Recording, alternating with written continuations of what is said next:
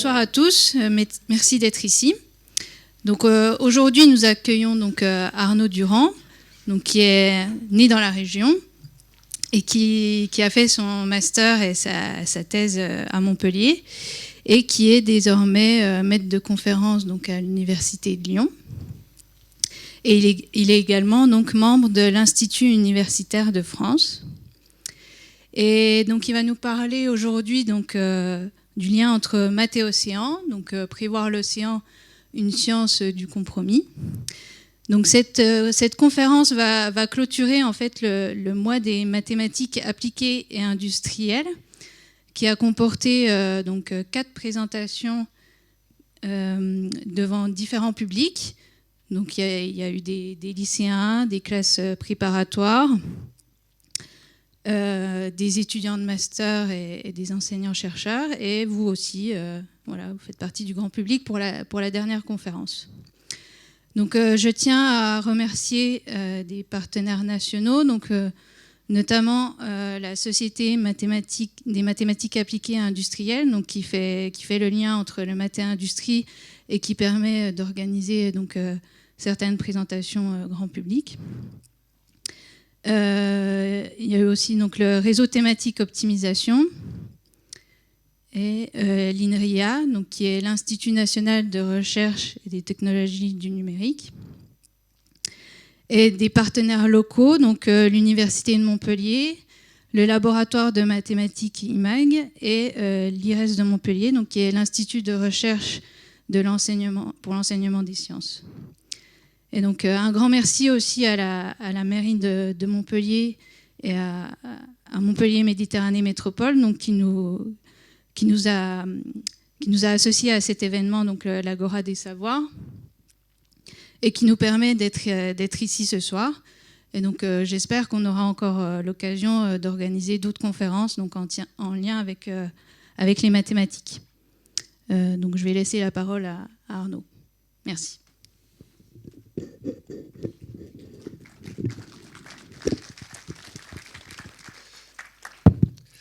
Très bien, merci beaucoup Vanessa pour cette introduction.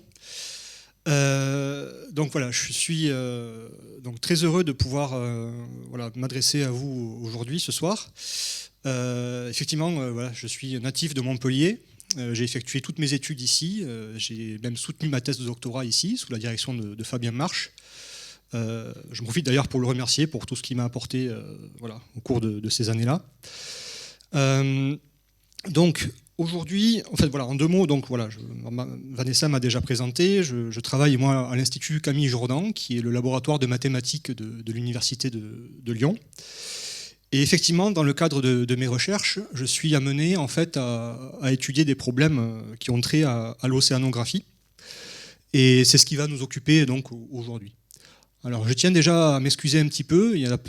Je fais un exposé, je parle un peu de maths, je parlerai un peu de physique. Il y aura peut-être des fois des formules qui parleront peut-être pas à tout le monde. Donc, je ferai mon possible pour les rendre accessibles et les expliquer un petit peu avec les mains et pour voir ce qui se cache derrière. Voilà. Donc, ne prenez pas peur si vous voyez des formules abominables. On va essayer de travailler de faire ce qu'il faut pour les rendre compréhensibles. Voilà, donc j'ai décidé aujourd'hui d'articuler mon exposé autour de, on va dire, 2 grands axes. Le premier aura une vocation, on va dire, introductive. J'essaierai de parler et d'évoquer des principaux modèles qu'on peut rencontrer en mécanique des fluides. Mais surtout, je parlerai des difficultés auxquelles on doit faire face dès lors qu'on veut les appliquer à l'océanographie. Et dans un second temps, et ça constituera la majeure partie de mon exposé, j'expliquerai comment, alors pas seulement les mathématiciennes et les mathématiciens, mais la communauté scientifique dans son ensemble est amenée à collaborer, à trouver des compromis donc pour, mais en fait mettre en place des systèmes qui soient opérationnels et qu'on puisse utiliser en pratique pour faire de la prévision. Voilà. Donc voilà, sans plus attendre, je propose qu'on commence cette première partie introductive. En revenant voilà, quelques années en arrière avec Newton, qui voilà, à la fin du XVIIe siècle a énoncé ce qu'on appelle aujourd'hui la 2e loi de Newton. Donc, elle figure ici en latin, donc j'imagine que beaucoup d'entre vous ne le connaissent pas, moi non plus, je ne me rappelle pas. Mais maintenant, elle admet on va dire une formulation un peu plus moderne, qui rappelle peut-être des souvenirs à certains ou certaines d'entre vous. Donc la force est égale à la masse fois l'accélération. Voilà. Donc ça, c'est un principe, on va dire, qui est à la base de ce qu'on appelle la mécanique du solide. D'accord ? Donc vous avez à gauche, en fait ça traduit simplement le fait que si vous voulez modifier le mouvement d'un objet, modifier sa trajectoire, eh bien vous devrez lui appliquer une force qui est d'autant plus grande que sa masse est importante. D'accord ? Donc en fait un exemple caricatural ici, c'est l'exemple d'un caddie qu'on veut pousser, ben, vous devrez déployer plus d'efforts s'il est plein que s'il est vide. Voilà. Bon, voilà. Alors évidemment, Newton, lui, ne s'intéressait pas forcément à la dynamique des caddies, hein, c'était pas trop son truc. Il s'intéressait plutôt à la mécanique, on va dire, d'un point de vue plus général.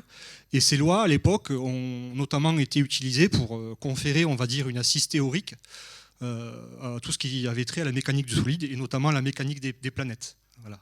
Donc elles ont servi, par exemple, à valider et à théoriser les lois de Kepler, qu'il avait énoncées quelques années auparavant, qui expliquaient la mécanique et le mouvement des planètes. Voilà, donc là, ce n'est pas vraiment ce qui va nous intéresser aujourd'hui. Je vais simplement ici évoquer quelque chose qui vraiment a du sens pour les océans. C'est qu'on s'est aperçu peu de temps après que ce principe, qu'on appelle le principe fondamental de la dynamique, donc F égale m fois A, la force est égale à la masse fois l'accélération, on pouvait non pas l'appliquer à une particule isolée, seule dans son coin, mais à une collection, un ensemble de particules contenues dans un volume donné. Donc là, on passe d'un monde qui est la mécanique du solide à ce qu'on appelle maintenant la mécanique des milieux continus, c'est-à-dire appliquer le principe fondamental de la dynamique à des fluides ou des gaz, d'accord, c'est-à-dire un ensemble de particules contenues dans un volume donné. Alors parmi les précurseurs, ou en tout cas les grands noms dans ce cheminement, on pourra citer Euler, et puis plus tard, Navier et Stokes, qui finiront par donner leur nom à l'équation qui figure ici en haut à droite, qu'on appelle aujourd'hui les équations de Navier-Stokes, dont vous avez peut-être déjà entendu parler. D'accord ? Alors on peut dire, sans prendre trop de risques, que ce sont les équations ou des équations reines en mécanique des fluides. Alors j'ai bien conscience ici que ça ne parle pas à tout le monde, ce truc-là. Alors rassurez-vous, on va essayer avec les mains d'expliquer un peu ce qui se passe. Donc déjà, ce qu'il faut comprendre, c'est que ce sont des équations, vous voyez qu'il faut intervenir un vecteur qu'on appelle V, qui correspond à la vitesse du fluide, à la vitesse des particules de fluide en tout point du temps et de l'espace. D'accord ? À gauche de l'égalité, vous avez quelque chose qui physiquement correspond à une accélération. Si vous voulez, c'est l'équivalent du A que vous aviez dans le principe de Newton tout à l'heure. Dans la formule F égale m fois A, vous avez l'accélération qui était à droite. Eh bien, son équivalent dans la mécanique des milieux continus, c'est ce que vous avez ici. Et à droite de l'égalité, vous avez les différentes forces qui s'appliquent sur le volume de fluide. En particulier ici, j'ai marqué la pression, mais on pourrait imaginer d'autres forces, par exemple la force de gravité, ou des choses comme ça. Et puis à droite, on n'en parlera pas forcément aujourd'hui, mais vous avez aussi la viscosité du fluide qui intervient. Voilà. Alors, ce qu'il faut comprendre ici, alors encore une fois, je vais essayer de prendre un exemple qui parlera, je l'espère, à tout le monde. Si vous regardez l'océan, vous êtes devant la plage, vous regardez les vagues qui déferlent et qui arrivent devant vous, eh bien en fait, il est clair que l'océan, c'est un phénomène qui évolue avec le temps. La configuration de la mer à un instant donné ne sera jamais la même que celle de l'instant suivant. D'accord ? Il y a un phénomène d'évolution avec le temps. Maintenant, si vous prenez une photo de l'océan, il est clair que le niveau de l'océan n'est pas uniforme. Il y a des creux, il y a des bosses, il y a des vagues, il y a des courants, il y a des vitesses qui interviennent, pas seulement à la surface, mais aussi à l'intérieur. D'accord ? Donc on a des courants, on a des différences de température. Voilà, les caractéristiques physiques de l'océan ne sont pas les mêmes, qu'on soit à la surface ou au fond. Tout ça pour vous dire que quand on s'intéresse à ce genre de dynamique, dans ce genre de problème, on a affaire à un problème qui évolue à la fois dans le temps et dans l'espace. D'accord ? Et c'est ce qui est matérialisé ici par... alors je ne sais pas si vous voyez bien le pointeur, mais vous voyez que V, j'ai écrit V égale V de t, x, y, z, ça veut dire que la vitesse dépend du temps, des deux coordonnées horizontales qui sont encodées par x et y, et de l'altitude, qui est encodée en z ici. Voilà. Donc finalement, la seule chose que je voudrais que vous reteniez sur ce transparent, c'est que les équations de Navier-Stokes décrivent comment évolue le fluide, à la fois en temps et en espace. Voilà. Les variations du les variations du fluide en temps et en espace sont encodées, sont décrites par cette loi. D'accord ? C'est tout ce qu'il faut retenir. Maintenant, j'emploierai tout à l'heure peut-être l'expression résoudre les équations, d'accord, ou trouver des solutions à ces équations. Eh bien, ce que j'entends par là, c'est simplement trouver une vitesse V et une pression P telle que l'égalité soit satisfaite. Voilà. Donc pour ceux qui ont un peu une idée de physique, vous prenez par exemple une vitesse constante ou une vitesse nulle, en tout point du temps et de l'espace, le fluide, vu qu'il n'a pas de vitesse, il n'accélère pas. Donc ça veut dire que là, tout ça, c'est zéro. Et si vous prenez maintenant un champ de pression qui est constant ou nul, vous avez zéro aussi à droite. Et donc vous avez résolu vos équations. Okay ? Donc c'est une façon triviale de construire des solutions aux problèmes. Alors évidemment, nous, on ne va pas s'intéresser à ces solutions triviales. Vous imaginez bien que 0 égale 0, bon, c'est vrai, mais physiquement, ça n'apporte pas forcément grand-chose. Voilà. Donc ceci étant dit, il faut quand même que je mentionne ici que ces équations-là, elles admettent un champ d'application qui est, alors j'allais dire infini, mais extrêmement vaste, à minima. Elles sont utilisées dans tout un tas de domaines, en aérodynamique. Elles sont utilisées, alors j'ai mis ici quelques exemples que j'ai pu trouver dans la littérature. Voilà, l'étude par exemple d'un écoulement de l'air autour de turbines, l'étude d'un écoulement sanguin dans l'arche aortique ici, utilisée dans cet article-là pour étudier les propriétés aérodynamiques de véhicules. Et puis ici, voilà, des études peut-être plus récentes, motivées sûrement depuis 2020, l'étude en fait, de la propagation de particules d'air dans des espaces confinés. D'accord ? Notamment à cause du Covid, c'est des choses qui ont été, qui ont pris un petit peu d'ampleur ces dernières années. Voilà. Alors, on pourrait se dire, ok, on est en présence ici d'un outil qui paraît formidable, qu'on peut appliquer à un tas de domaines. Pourquoi ne pas l'utiliser pour prévoir les océans ? C'est une question qu'on peut légitimement se poser. Alors, c'est là que il faut évoquer maintenant ce que j'appelle les limitations des équations de Navier-Stokes. Elles posent des problèmes. Et je vais essayer d'expliquer en quoi consistent ces problèmes-là et ce qui fait que c'est difficile de prévoir ou d'étudier les océans à l'aide de cet outil-là. Alors, dans un premier temps, il y a des limitations que je qualifie de théoriques. Alors, je vais prendre peut-être un peu de temps pour expliquer ce qui se passe. Tout à l'heure, j'ai résolu les équations de Navier-Stokes en disant 0 égale 0. Dans un cadre beaucoup plus général, quand on cherche à s'intéresser à des solutions, on va dire non triviales de ces équations-là, eh bien, ça fait quasiment 200 ans que les mathématiciennes et les mathématiciens s'acharnent à essayer de comprendre la nature des solutions et à essayer de trouver des solutions à ce problème. Dans un cadre général, c'est un problème qui est toujours ouvert. En gros, est-ce qu'il existe et sous quelles conditions est-ce qu'on peut trouver des solutions à ces équations? Et même si elles existent, est-ce qu'elles sont uniques? Donc ça, c'est un problème qui est toujours ouvert. Qui est réputé... alors, je le simplifie ici au maximum. Évidemment, la formulation du problème prend 2 pages. J'ai regardé récemment, c'est vraiment beaucoup plus compliqué que ça. Mais bon, en gros, ça revient en fait à essayer de trouver des solutions au problème dans son aspect le plus général. Alors, c'est un problème qui est réputé tellement difficile et tellement important qu'il il fait partie de ce qu'on appelle des 7 problèmes du millénaire, qui ont été proposés en 2000 par l'Institut de mathématiques clés et qui donne une récompense de $1 million pour celui ou celle qui pourra répondre à la question qui est en vert ici. Voilà. Donc si vous avez un peu de temps libre et que vous voulez arrondir aux fins de mois, voilà, vous savez, voilà, ça peut être une solution, mais vous allez y passer du temps, je pense. Mais bon. Donc voilà, ça c'est le premier verrou, on va dire, c'est voilà, l'existence de solutions à ces problèmes.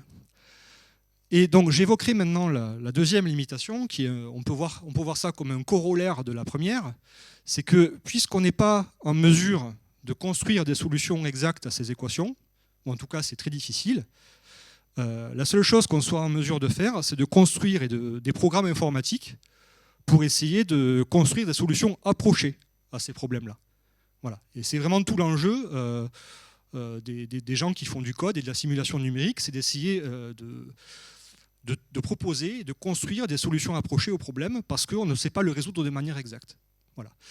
Donc là, je m'excuse déjà d'avance parce que je vais devoir un peu rentrer dans la technique pour vous expliquer comment fonctionne un programme informatique, pour vous faire comprendre vraiment la difficulté technique auxquels on se confronte dès lors qu'on veut appliquer ça aux océans. Voilà. Donc j'ai essayé de simplifier le problème au maximum. Admettons par exemple qu'on cherche à approcher ou à calculer une solution exacte qui est matérialisée ici par la ligne continue en noir. D'accord ? Donc on ne connaît pas cette solution et on veut demander à l'ordinateur de calculer une solution approchée de ce problème-là. Donc les ordinateurs, eux, ils travaillent avec des quantités finies. D'accord ? Donc ce que va faire un numéricien, ou qu'est-ce qu'on va donner comme instruction au programme, en fait, en pratique, ce qu'on fait, c'est qu'on va découper le domaine de calcul en une multitude de petits segments et on va demander au programme informatique de calculer une solution approchée du problème en chacun des points. D'accord ? Voilà. De proche à proche, en fait, on va essayer de calculer une solution approchée du problème. Et en faisant ça, eh bien, en fait, en reliant les points qu'on a calculés, eh bien, on arrive finalement à reconstituer quelque chose qui ressemble à la solution exacte. Alors évidemment, plus vous rajoutez de points, plus votre représentation va être précise. Ici, si je double le nombre de points, eh bien, je vais construire une solution qui va être toujours approchée, mais un petit peu plus précise, mais au prix de rajouter un nombre de points dans mon domaine de calcul, dans mon domaine d'étude. Alors, cette stratégie ici, qui consiste en fait à prendre votre domaine de calcul et à le découper en petits morceaux, on appelle ça discrétiser l'espace. On appelle ça de faire une discrétisation de l'espace, discrétisation numérique. Et l'objet géométrique que vous obtenez en prenant votre domaine d'étude et en le découpant, on appelle ça un maillage. D'accord ? Un maillage de votre espace. Alors maintenant, pour comprendre, ici j'ai parlé de ce qui se passe en une dimension. En pratique, imaginons que j'évolue maintenant, que je m'intéresse à un problème qui est posé sur l'espace plan. D'accord ? Donc j'ai deux dimensions horizontales. D'accord ? Ben, voilà, je matérialise le problème sur un carré. Si je veux le même niveau de résolution dans chaque direction, ben, je vais travailler en divisant chaque côté ici en 10 et je vais récupérer finalement un maillage qui contient 100 éléments pour le même niveau de résolution. J'ai divisé chaque côté par 10. Bon, vous avez compris, nous, dans la vraie vie, on est en 3D. Vous l'avez peut-être remarqué, je ne suis pas plat. D'accord ? On a une dimension aussi verticale qui intervient. Et nous, on est plutôt dans cette configuration-là. Vous imaginez l'océan, on va vouloir représenter sa surface, mais aussi ce qui se passe dans la profondeur. Donc nous, on est plutôt dans ce registre-là.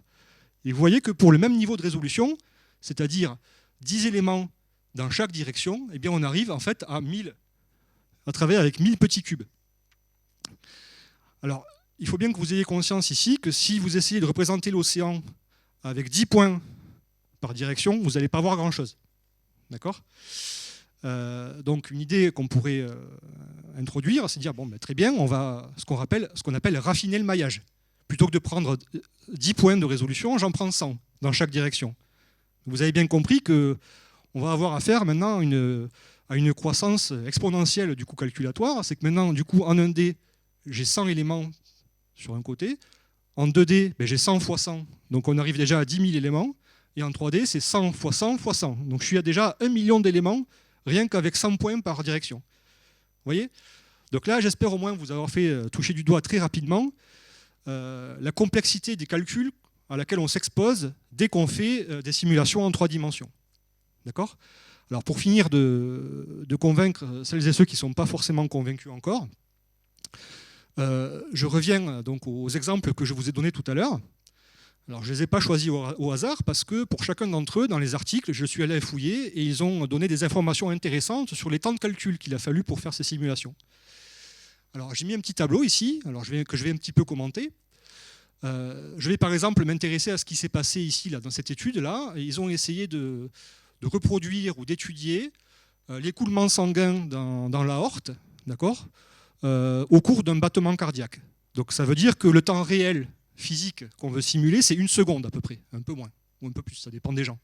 Donc l'ordre de grandeur, ici, on veut simuler un phénomène qui dure dans la réalité 1 seconde. D'accord ? Dans le tableau, dans la colonne de droite, juste à côté, j'ai mis le temps qu'il a fallu au calcul, enfin à l'ordinateur, pour fournir un résultat. 35 heures. OK ? Et là, en fait, ce rapport-là, c'est simplement le rapport entre les deux. C'est-à-dire qu'ici, l'ordinateur est 126 000 fois plus lent que le phénomène qu'il cherche à décrire. D'accord ? Donc c'est assez impressionnant. Ça donne un peu le vertige. Et là, juste à titre indicatif, j'ai mis la taille du maillage en millions d'éléments. D'accord ? Donc là, on travaille sur 1,5 million d'éléments, ce qui n'est pas énorme en plus. Voilà. Maintenant, je vais prendre le code de calcul le plus rapide, c'est-à-dire celui-là, qui est aussi le plus récent. Donc vous voyez, il a un facteur de 1440. On pourrait se dire, c'est pas mal. Mais qu'est-ce que ça veut dire, ça ? Ça veut dire que sur cette base-là, si je demande à l'ordinateur de me donner l'état de la mer demain à la même heure, ben, il faudra que j'attende 1440 jours, donc 4 ans à peu près, pour qu'il me fournisse un résultat. Ok ? Et là, je vous parle de papiers qui sont sortis il n'y a pas longtemps. Là, on est sur de 2024, donc ça, c'est fait avec des machines qui sont... bon, peut-être pas à la pointe, évidemment, ça dépend des configurations, mais ça donne quand même un ordre de grandeur intéressant. Donc, sur ce constat, j'espère que vous comprenez bien qu'on ne peut pas raisonnablement demander à un modèle de prévision 4 ans de calcul pour savoir le temps qu'il fera demain. Ok ? Voilà. Donc ça va clôturer, si vous voulez, cette première partie introductive, dans laquelle j'évoque en fait les limitations sévères auxquelles on s'expose dès lors qu'on veut utiliser des équations de Navier-Stokes aux océans. D'accord ? Voilà. Et donc c'est là que ça devient intéressant, c'est que on va tous se mettre ensemble, donc physiciennes, physiciens, les mathématiques, les ingénieurs en calcul, tout ce monde-là va travailler de concert pour essayer d'apporter des solutions et de manière à pouvoir fournir des outils de prévision qui soient exploitables en pratique. D'accord ? Alors, je commencerai par évoquer nos chers collègues physiciens ici et de montrer un petit peu, d'expliquer un peu quel est leur rôle dans ces travaux-là. Alors, les physiciennes et les physiciens, leur rôle, ça va être de se dire, ok, les équations de Navier-Stokes, a priori, elles sont bien, mais à calculer, elles sont trop compliquées. D'accord ?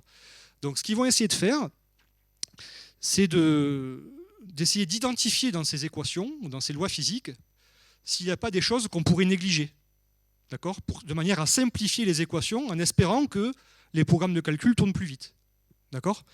Alors là aussi, il y a un compromis à trouver, c'est que si vous enlevez trop de choses, ben vous perdez la physique, donc vous n'allez plus rien représenter. Et si vous n'enlevez pas assez de choses, ben vos calculs vont toujours être trop longs. Donc il faut trouver le bon dosage. Et c'est ça, l'importance de leur travail réside dans ce compromis-là. Alors, vu le temps que j'ai et on va dire les aspects techniques qu'il y a derrière, je ne peux pas non plus aujourd'hui dresser un catalogue exhaustif de toutes les hypothèses simplificatrices que les physiciens formulent. J'ai fait plutôt le choix ici de me focaliser sur un exemple concret qui, je l'espère, parlera à la plupart d'entre vous, qui est l'exemple de la propagation des tsunamis. D'accord ? Donc il s'agit, je le répète, ici, d'identifier des choses qui sont petites, négligeables, dans ce régime-là, dans ces contextes-là, et de manière à pouvoir simplifier le problème. D'accord ? Alors, en physique, il faut comprendre que grand ou petit, ça ne veut pas dire grand-chose. On est toujours grand ou petit par rapport à quelque chose. Ce qui veut dire que dans ce contexte-là, il va nous falloir identifier au moins 2 longueurs et voir s'il y en a une qui est plus grande que l'autre. Alors, dans le cas du tsunami, il y a une première chose qui est facilement identifiable. C'est ce qu'on appelle dans le jargon la longueur d'onde, mais il faut comprendre ça comme la largeur du tsunami, son étalement quelque part. D'accord ? Il y a une deuxième grandeur qui est importante, c'est la profondeur de l'eau sur laquelle le tsunami se propage. D'accord ? Et donc avec ces 2 grandeurs-là, on peut construire un petit paramètre que les physiciennes et les physiciens appellent en général mu. Voilà, bon, c'est le choix. Et qui consiste à calculer le rapport entre les deux. Alors, si mu est grand, ça veut dire que la hauteur d'eau est grande par rapport à l'étalement du tsunami. Et si mu est petit, ben ça veut dire que la profondeur est petite par rapport à la longueur du tsunami. D'accord ?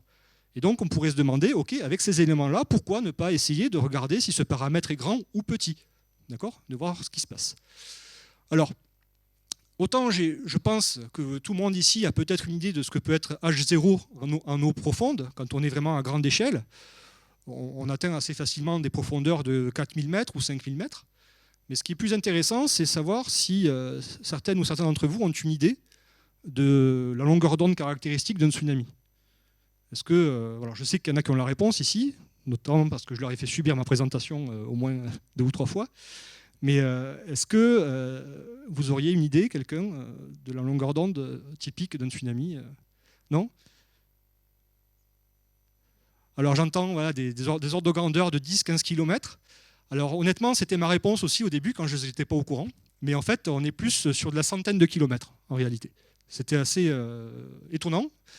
Les tsunamis, quand ils sont générés par des tremblements de terre, ou c'est des longueurs d'onde qui sont énormes en fait. C'est de l'ordre de la centaine de kilomètres. Donc si vous faites ce petit constat, vous calculez votre paramètre mu, et en fait c'est quelque chose qui est extrêmement petit. Et donc en fait ça peut paraître assez paradoxal, mais en fait ce qu'on est en train de dire ici, c'est que les tsunamis correspondent à des écoulements en eau peu profonde. Si vous voulez, du point de vue du tsunami, il est tellement grand, tellement imposant, que lui en fait il ne voit pas la profondeur sur laquelle il évolue. D'accord ? Voilà. Donc en fait, on a maintenant en poche, dans notre boîte à outils, une hypothèse d'échelle, c'est-à-dire en fait, on est dans des eaux peu profondes. Ce paramètre mu est petit. Bon. Alors maintenant, les physiciens vont se retrousser un peu les manches, ils vont revenir aux équations de Navier-Stokes, ils vont les décortiquer, ils vont travailler dessus, de manière à faire apparaître ces échelles-là. C'est un processus que je ne vais pas détailler ici, mais qu'on appelle l'adimensionnement des équations. D'accord ? Donc, quand on fait ça, on travaille sur Navier-Stokes, blablabla, on fait apparaître les échelles caractéristiques ici, et on tombe sur ce genre d'abomination, il faut le dire. Et on pourrait se dire, bon, pour quelqu'un qui voulait simplifier le problème, est-ce que l'objectif est vraiment atteint ?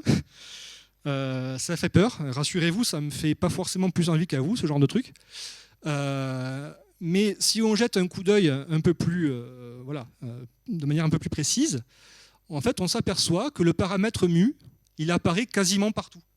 Il est partout. Et donc, en fait, si on se dit, bon, ok, il est très petit, on le néglige, direction poubelle, et en fait, il ne reste plus grand-chose. Il ne reste que les termes dominants qu'il y a ici, plus 2-3 autres trucs. Mais en fait, ça simplifie drastiquement le problème. D'accord ? Et donc, une fois qu'on fait ça, on tombe sur un jeu d'équations qui est plus agréable à regarder, qu'on appelle les équations de Saint-Venant, dont peut-être vous avez déjà entendu parler, qui ont été dérivées par un hydraulicien français en 1871, si je ne me trompe pas, qui se formule comme ça. Alors, a priori, on pourrait se dire, bon, elles n'ont pas l'air forcément plus agréables que les équations de Navier-Stokes que je vous ai montrées tout à l'heure. Néanmoins, on peut leur conférer une interprétation physique relativement simple. Vous voyez que ce sont des équations qui couplent la hauteur de l'eau, que j'ai noté H ici, donc typiquement c'est la profondeur, c'est rien de plus que la profondeur, et U, qui est la vitesse horizontale de l'écoulement. D'accord ? Et vous voyez, ce qui est vraiment extrêmement intéressant dans cette formulation, c'est que à la fois H et U, donc la hauteur de l'eau et la vitesse, ils ne dépendent plus de la coordonnée verticale. Vous voyez que Z, ici, qui a encodé l'altitude quelque part tout à l'heure, ou la profondeur, a disparu. D'accord ? Ce qui veut dire qu'en fait, on ne s'intéresse plus qu'aux déformations de la surface de l'eau. On ne s'intéresse plus du tout à ce qui se passe à l'intérieur. D'accord ? Donc en fait, quelque part, on s'est affranchi d'une dimension d'espace, puisqu'on ne considère plus dans le problème la coordonnée verticale. On considère que l'écoulement est uniforme, quelque part, selon cette coordonnée, et on s'intéresse uniquement donc, aux déformations de la surface. Donc on passe en fait d'un problème qui était formulé au départ en 3 dimensions, avec toutes les conséquences techniques et tous les problèmes que ça occasionne, à un problème maintenant à 2 dimensions. Et c'est là qu'on gagne vraiment beaucoup. Et avec ça, on peut déjà commencer à s'amuser. C'est-à-dire, en fait, là, typiquement, pendant ma thèse, c'était vraiment mon sujet de thèse, c'était de construire un programme informatique pour ces équations-là. Et vous voyez que j'ai mis en place des petites simulations avec mon ordinateur personnel. Ça ne coûte pas très cher, ça va assez vite. Et vous voyez que dans un cas ici comme dans l'autre, on ne s'intéresse pas à ce qui se passe au fond, on s'intéresse aux propagations d'ondes de surface. Vous voyez, on s'intéresse qu'aux déformations de la surface de l'eau et on ne regarde pas ce qui se passe à l'intérieur. Vous voyez ? D'accord ? Et ici, vous avez une représentation de ce que j'ai appelé le maillage tout à l'heure. Le maillage, c'est simplement ce découpage du domaine de calcul qu'on va devoir considérer pour que la solution approchée soit calculée. D'accord ? Voilà. Et vous voyez que le maillage, c'est un maillage 2 dimensions. Ce n'est pas un maillage 3D. Je n'ai pas maillé un cube, j'ai maillé un carré ici. D'accord ? Voilà. Alors, évidemment, tout a un prix. C'est-à-dire que là, on a formulé des hypothèses, c'est-à-dire de faible profondeur, qui nous ont permis, pour caricaturer un peu, de faire en sorte que l'écoulement ne dépende plus de la coordonnée verticale, ne dépende plus de la profondeur de l'océan. On s'est intéressé uniquement à ce qui se passait à la surface de l'eau. D'accord ? Alors évidemment, si on fait ça, on passe à côté de phénomènes intéressants qui peuvent se passer à l'intérieur des océans, évidemment. Alors il faut choisir. Mais pour être tout à fait clair, si on s'intéresse par exemple à la propagation des tsunamis, c'est essentiellement des phénomènes qui se déplacent ou qui s'opèrent en surface. Vous ne vous intéressez pas forcément à ce qui va se passer au fond. Vous vous intéressez uniquement à ce qui se passe au-dessus. Néanmoins, dans certaines configurations, ça peut avoir son importance. Alors, je vous explique un petit peu à côté de quoi on passe quand on gomme la coordonnée verticale. J'ai mis ici les distributions de température, salinité et densité de l'océan à un point donné, à la latitude 20 sud. Bon, peu importe, mais disons ce qu'il faut comprendre, c'est que si vous êtes à la surface, donc au niveau 0 ici, là où je pointe en rouge, eh bien le soleil va taper sur la surface de l'océan et va avoir tendance à le réchauffer. Vous voyez que là, on atteint des températures de l'ordre de 27-28 degrés. Et dès qu'on va un peu plus en profondeur, 1000 mètres, 2000 mètres, 3000 mètres de profondeur, la température baisse et atteint quasiment 0 degré au fond. Tout ça, c'est pour vous dire que les caractéristiques physiques de l'océan peuvent fortement varier dès lors que, en fait, on regarde ce qui se passe à l'intérieur et qu'on va vers la surface. Donc ça, c'est pareil pour la salinité et la densité. Donc en fait, si vous vous placez par exemple au détroit de Gibraltar, typiquement, vous allez avoir les eaux de la mer Méditerranée qui sont chaudes et salées, qui vont rencontrer des couches d'eau qui sont froides et peu salées de l'océan Atlantique. Et donc ça va faire un mélange de deux couches de mer ou d'eau qui vont avoir des caractéristiques physiques complètement différentes. Et ça va engendrer ce qu'on appelle en général des ondes internes. Donc c'est-à-dire, vous voyez, c'est les ondes qu'on voit ici. Alors ça, ce n'est pas des vagues qu'on voit à la surface. C'est des vagues qui se propagent à l'intérieur de l'océan, d'accord, et qui sont, on va dire, capturées par des images satellites. Mais il faut comprendre ici que ce sont des phénomènes qui se passent à l'intérieur, d'accord. Et donc, on passe à côté de ce genre de choses. Alors, pour être aller encore plus loin là-dedans, c'est des phénomènes qui ont été reproduits par des physiciens expérimentaux, pas loin de chez moi, à l'ENS de Lyon. Ils ont essayé de reproduire un peu ça. C'est-à-dire qu'ils prennent, en fait, dans un canal expérimental, ils prennent deux fluides de densité différente, donc un fluide rouge et un fluide blanc en bas, et ils font se balader un petit bateau sur la surface.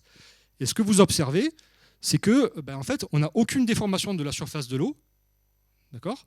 C'est tout plat.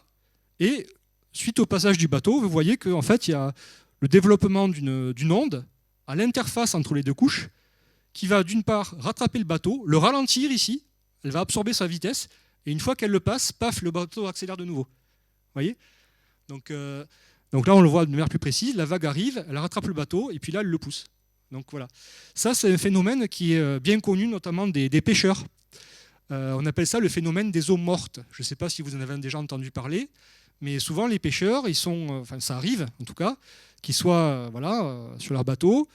Il ne se passe rien, il n'y a pas de houle, il n'y a pas de vague. La surface de la mer est complètement plate. Et pourtant, sur leur radar, ils voient qu'ils se déplacent. Ou alors, ils essaient d'accélérer, mais en fait, ils voient qu'ils font du surplace.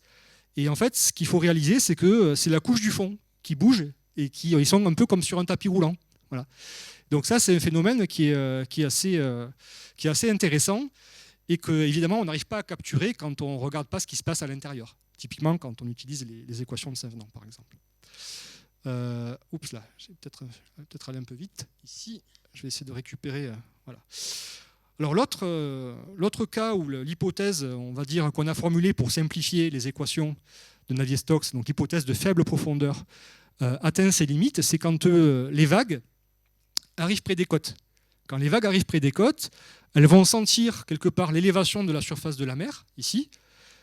Ça va avoir tendance en fait à freiner les vagues, d'accord, à les faire se raidir. Et dès lors, vous voyez que leur étalement, alors là c'est vraiment caricaturé à l'extrême, mais vous voyez que l'étalement des vagues ici est beaucoup plus petit que l'étalement des vagues qu'il y a ici. Alors, ce qui veut dire que la longueur d'onde diminue, elles sont plus étroites, d'accord, elles sont plus petites.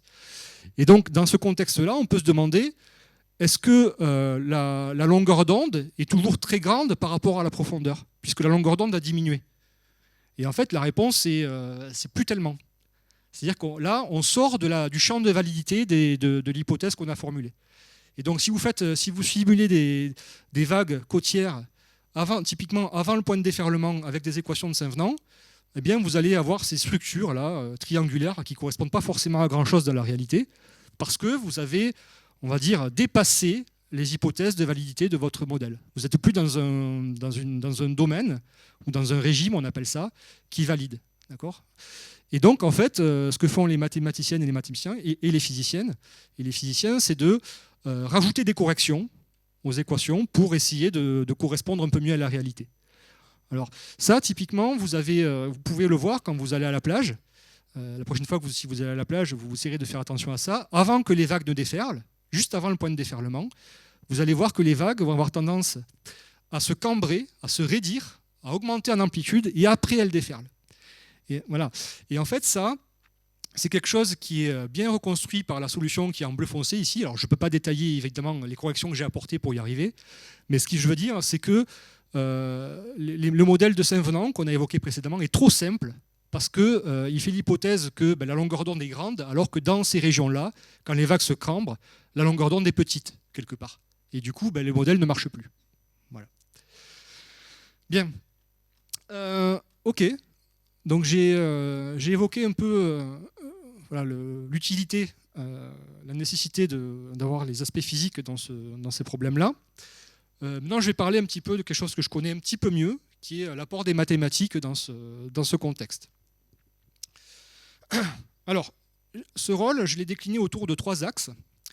Le premier, c'est de construire des équations. C'est-à-dire, on a parlé tout à l'heure des équations de Saint-Venant, des équations de Navier-Stokes. Le rôle des mathématiciennes et des mathématiciens, ça va être aussi de proposer des équations ou des lois physiques pour décrire la réalité. Alors, c'est quelque chose qu'on pourrait croire redondant avec le travail des physiciens, puisque c'est exactement ce dont j'ai parlé tout à l'heure. Mais en réalité, je le mentionne quand même parce que les mathématiciens, ils vont plutôt chercher à construire des modèles très très simples. Parce que leur objectif, à eux, c'est de pouvoir appliquer leurs outils pour pouvoir analyser ces équations. D'accord ? Donc en fait, ils ont tendance à partir d'équations mathématiques extrêmement simples et appliquer leurs outils et progressivement monter en complexité. Les physiciennes et les physiciens, eux, ont un aspect totalement différent. Leur objectif n'est pas le même. Quelque part, ils s'en fichent de savoir si les équations ont des solutions ou pas. Alors, je suis très provocateur, mais c'est un peu ça. Leur objectif, à eux, va être de capturer un maximum de physique, d'être le plus riche possible dans la physique qu'ils représentent. Voilà. Donc là aussi, il y a un compromis à trouver. Il faut réussir à s'entendre sur les équations qu'on va prendre en compte et sur lesquelles on va travailler. Ensuite, donc une fois qu'un compromis est trouvé, qu'on a choisi un modèle, donc une loi physique sur laquelle travailler, et bien là, on vient le rôle de ce qu'on appelle des analystes, c'est-à-dire c'est des gens ou des mathématiciens essentiellement qui vont s'intéresser à savoir si ces équations admettent des solutions ou non. J'ai un peu évoqué ce problème-là quand je parlais des équations de Navier-Stokes tout à l'heure. C'est des gens qui vont regarder et essayer de comprendre la nature des solutions et leur structure. Et une fois que ça c'est fait, eh bien, il reste à construire des programmes informatiques pour essayer d'approcher les solutions du problème. Je vous ai déjà montré tout à l'heure ce que j'avais fait pendant ma thèse, par exemple. Ben, c'est exactement ça. C'est-à-dire, je prends un système, des lois physiques, un jeu d'équations, et je construis un programme informatique pour approcher les solutions de cette équation. D'accord ? Donc moi, je me situe un peu plus dans ce domaine-là. D'accord ? Moi, je suis issu de cette communauté. D'accord ? Bien. Alors, je vais rester vraiment très superficiel au niveau des maths. Hein. Je ne peux pas non plus évidemment rentrer trop dans les détails. Je vais parler maintenant du travail de nos collègues en calcul scientifique et les ingénieurs. Alors, ce qu'il faut savoir, c'est que je dis ici que je construis des programmes informatiques. Moi, je ne suis pas informaticien. D'accord ? J'ai aucune compétence à la base en informatique. Donc, quand je dis écrire un programme informatique, moi, je l'écris un peu de manière empirique, je tâtonne, j'essaye de trouver des solutions sur mon ordinateur personnel. Ce n'est pas du tout un code, on va dire, propre, ce qu'on dit dans le jargon. D'accord ? Voilà. Et donc, en fait, en général, quand on a écrit un code qui fonctionne, qui tourne, qui a l'air de fonctionner à peu près, eh bien, en fait, on le passe et on le donne à nos collègues informaticiens pour qu'eux le remettent au propre et pour qu'ils puissent être exploités sur des gros calculateurs, d'accord, vraiment dans des structures plus puissantes. Et ça demande un niveau d'expertise qui est relativement élaboré, ou en tout cas que je ne maîtrise pas, qu'il y a des gens dont c'est vraiment la spécialité et qui vont travailler là-dessus. D'accord ? Donc en général, quand on donne un code fait, on va dire, développé dans le milieu universitaire à un ingénieur calcul, il va dire mais qu'est-ce qu'il a fait, c'est n'importe quoi, c'est codé avec les pieds. Enfin, voilà, il faut vraiment qu'on se mette d'accord, mais il faut accepter voilà, de ne pas être spécialiste et qu'il y ait des gens qui s'y connaissent bien mieux que nous en informatique pour, on va dire, on appelle ça passer à l'échelle, c'est-à-dire de passer d'un code universitaire écrit, bon, grosso modo comme on peut, à un code écrit proprement et qui soit exploitable dans des conditions réelles. Donc ensuite aussi, ce qui demande pas mal d'expertise, c'est optimiser les codes. C'est-à-dire que ça, bon, s'il y en a qui ont fait un peu d'informatique, ils savent que voilà, il y a pas mal d'outils modernes, notamment de calcul parallèle, changer des processeurs, voilà, etc. Donc il y a beaucoup de choses à faire à ce niveau-là pour augmenter les performances des codes et augmenter leur rapidité. Donc ça, je ne maîtrise pas forcément ces aspects-là. Il y a des gens qui sont bien plus compétents que moi dans ce domaine. Et on a vraiment besoin d'eux pour rendre les codes efficaces. Et puis, en dernier lieu, c'est un point que j'ai peut-être un peu plus évoqué parce que je pense qu'il est peut-être plus visuellement intéressant. C'est le fait de tester le code, de le valider. Donc là, j'entends par là qu'une fois que le programme numérique ou le programme informatique tourne, il faut quand même vérifier qu'on peut lui faire confiance. D'accord ? Qu'il fournit une description fidèle de la réalité. D'accord ? Donc, il ne s'agit pas de calculer quelque chose, il faut quand même voir si c'est précis et si ça permet d'approcher les phénomènes réels avec un bon niveau de précision. Voilà. Donc ça, c'est une étape qui est fondamentale et qui prend en général plusieurs mois, voire plusieurs années, parce que c'est vraiment très difficile et je vais expliquer comment on peut s'y prendre. Voilà.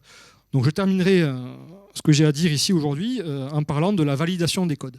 D'accord ? Ce sera la dernière étape, rassurez-vous. Alors, ce qui est intéressant dans la validation des codes, c'est que dans de très rares cas, quand on a de la chance, on travaille avec des équations qui sont suffisamment simples pour admettre des solutions exactes. Alors, je ne parle pas de Navier-Stokes, ici on a vu que c'était compliqué, mais quand on simplifie les problèmes, des fois on peut avoir de la chance et tomber sur des équations qui admettent des solutions qu'on sait caractériser et qu'on sait expliciter. Alors, je vais peut-être préciser les choses tout à l'heure, pour que ça soit peut-être plus clair pour vous. Mais voilà, je vais me focaliser sur un exemple aujourd'hui, ici, qui est l'exemple du soliton. Alors le soliton, je vais expliquer ce que c'est. C'est un phénomène qui a été observé pour la première fois, en tout cas, par un ingénieur écossais, donc John Scott Russell. Alors il était en train d'inspecter en fait un canal, en Écosse, et en fait il observe un bateau qui s'arrête et qui génère une onde, qui génère une vague dans le canal. Alors voilà ce qu'il raconte. Donc il constate une masse d'eau arrondie, lisse et bien définie, qui poursuivait sa course le long du chenal sans apparemment changer de forme, ni perdre de vitesse. Je la suivis à cheval et la rattrapai, alors qu'elle continuait à rouler à une vitesse d'environ 8 ou 9 miles à l'heure, conservant sa forme initiale d'environ 30 pieds de long et d'un pied à 1,5 pied de haut. Donc il semblerait, a priori, que dans la nature, il existe des ondes ou des vagues qui se propagent à vitesse constante et sans changer de forme. Bon, soit. Donc c'est un phénomène qui était tellement inhabituel pour lui et tellement surprenant que ça l'a obsédé pendant plusieurs années, à tel point que dans son jardin, il a reconstitué un canal de 10 mètres de long pour essayer de reproduire le phénomène et l'étudier. D'accord ? Et donc 10 ans plus tard, il présente ses travaux à la communauté scientifique. Et ces travaux ont été accueillis, on va dire, avec un certain niveau de scepticisme. Alors pourquoi ? Parce que les modèles théoriques de l'époque, ils n'étaient pas assez précis, ils n'étaient pas assez évolués, et ils n'étaient pas compatibles avec l'existence de telles observations. D'accord ? Et donc, ça a motivé quand même le travail de pas mal de chercheurs en hydraulique et mathématiciens, notamment Boussinesq, qui ont essayé, quelques années plus tard, de comprendre ce qui se passait et de se dire, bon, ils se sont dit, peut-être que les modèles qu'on a, ils ne sont pas assez évolués, on a peut-être jeté des choses qu'il ne fallait pas, la représentation des phénomènes qu'on a, ou les hypothèses qu'on a formulées, elles ne sont peut-être pas les bonnes. Et donc, ils ont essayé de travailler là-dessus et ils ont compris en fait ce qui se passait. Ils ont réussi à développer des modèles ou des théories qui étaient compatibles avec l'existence de cette solution. Et donc ça a permis vraiment d'ouvrir de nouvelles perspectives et d'enrichir considérablement le corpus de modèles existants, dirons-nous, pour les problèmes en hydraulique. Voilà. Donc ce qu'il faut retenir de cette petite histoire, c'est qu'il existe dans la nature, vraisemblablement, des phénomènes d'écoulement ou des vagues qui se déplacent à vitesse constante sans changer de forme. Sous certaines conditions, ça peut arriver. D'accord ? Alors ici, bon, peu importe, hein, j'ai mis la formule, c'est juste pour vous dire qu'il y a des formules mathématiques pour écrire ces équations, ou cette solution, mais ce n'est pas forcément important de comprendre ce qui se passe. Ce qu'il faut comprendre, c'est que ça se déplace sans se déformer, avec la même vitesse. C'est tout. Alors ce qui est un peu intéressant ici, c'est qu'en première approximation, en première analyse, on peut s'apercevoir que les tsunamis, si vous êtes vraiment à très grande échelle, très loin du large, vraiment au large, en fait, ce qu'on peut s'apercevoir, c'est qu'ils vont se déplacer aussi à vitesse constante, à peu près, sans trop changer de forme. En fait, ils ont un comportement qui a à peu près la même structure que ça. Et si vous revenez aux équations de Saint-Venant, et que vous travaillez un petit peu, vous pouvez même trouver une formule pour calculer la vitesse des tsunamis. Alors, je ne peux pas le détailler ici, mais c'est quelque chose qui est accessible à des étudiants en physique et je dirais en licence. Ce n'est pas si compliqué. En travaillant avec les équations de Saint-Venant, on peut réussir à trouver la formule suivante qui dit que la vitesse de votre écoulement, elle est égale à racine de g, donc la constante de gravité, fois la profondeur. On dit, bon, ben soit, prenons une première approximation, je prends g qui vaut 10, et admettons que h0 soit égal à 4000 mètres. D'accord, ce qui paraît raisonnable quand on est vraiment dans des eaux encore à grande échelle. Bon, mais on fait ce calcul, on prend la racine de 10 fois 4000 et on tombe sur 200.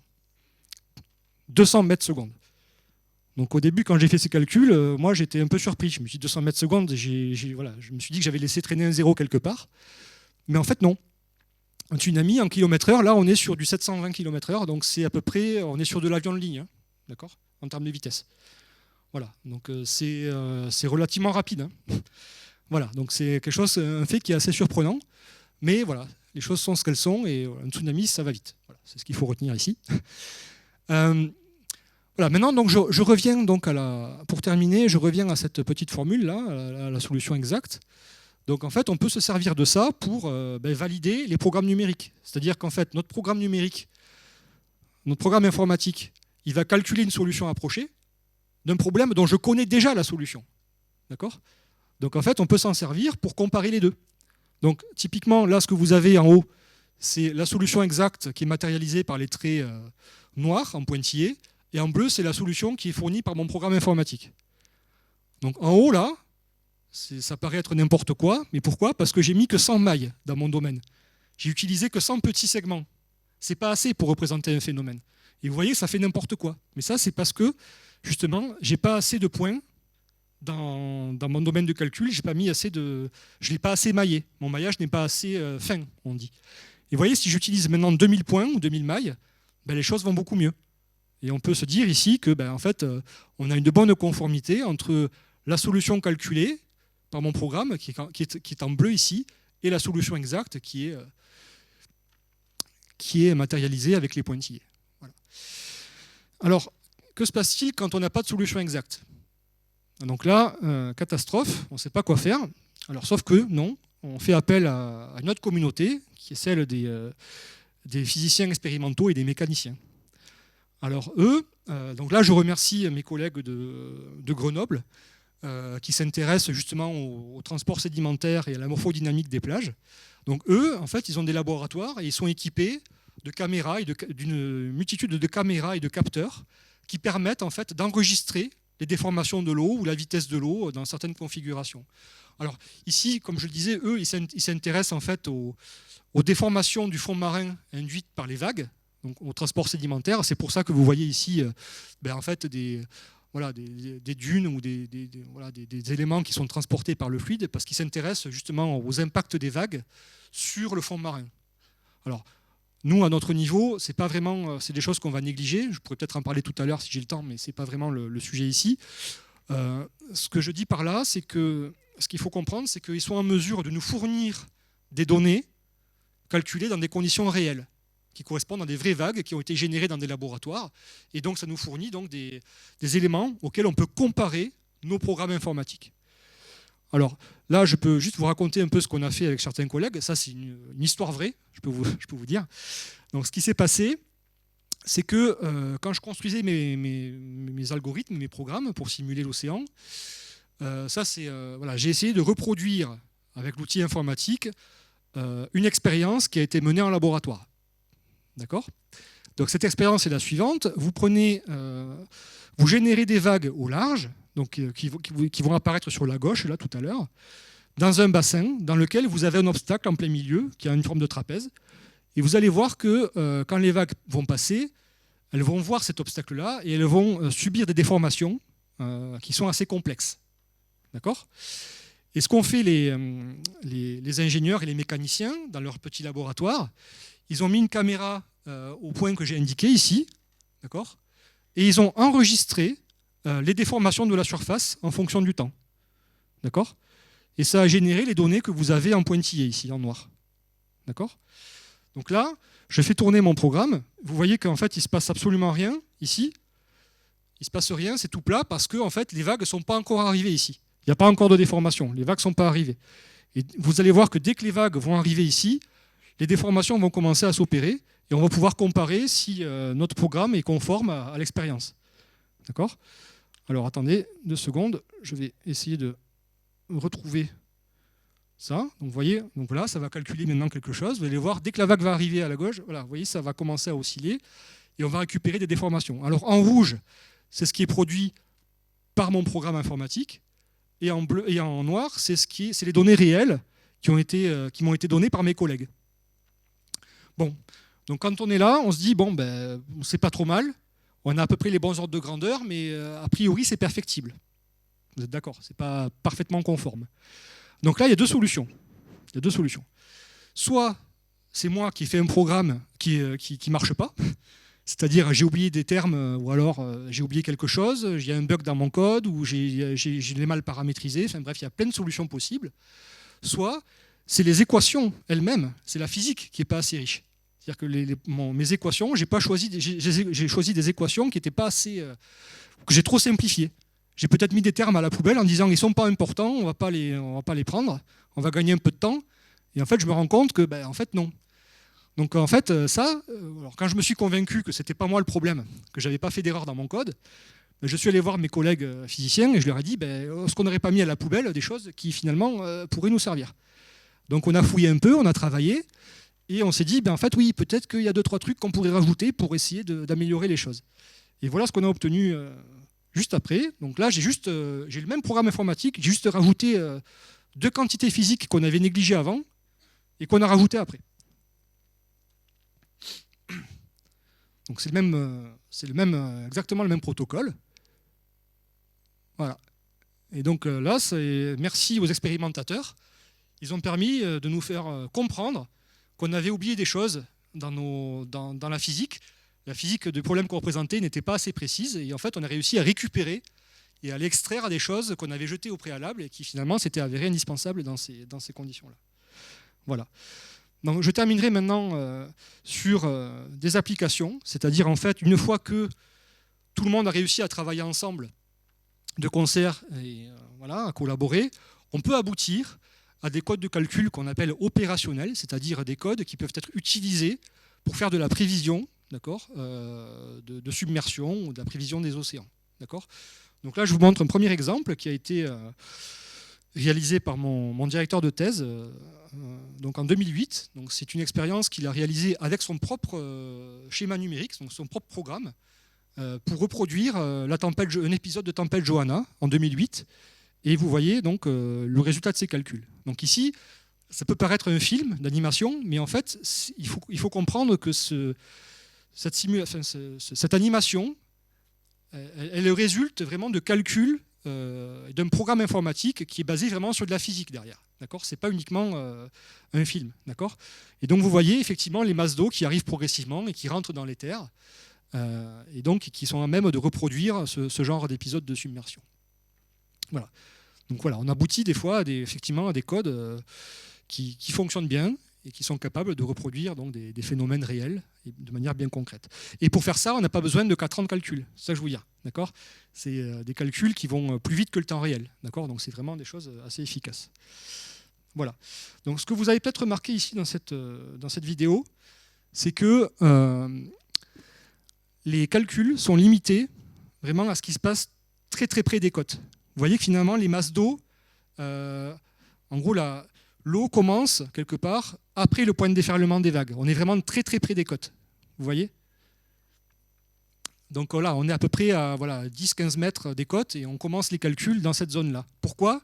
Parce que je vous ai dit tout à l'heure, quand les vagues arrivent près des côtes, elles vont se cambrer, d'accord ? Elles vont se raidir, et les équations de Saint-Venant qui sont derrière ici, elles ne marchent plus dans ces zones. D'accord ? Et donc, tout l'objectif de mes travaux actuels, avec d'autres collègues, c'est d'essayer de reproduire ce qui se passe vraiment dès lors qu'on s'éloigne un petit peu et qu'on est dans des eaux un peu plus profondes, là où les modèles de Saint-Venant ne sont plus valables. D'accord ? Donc ça engage un niveau de complexité qui est nettement plus, on va dire, élevé. D'accord ?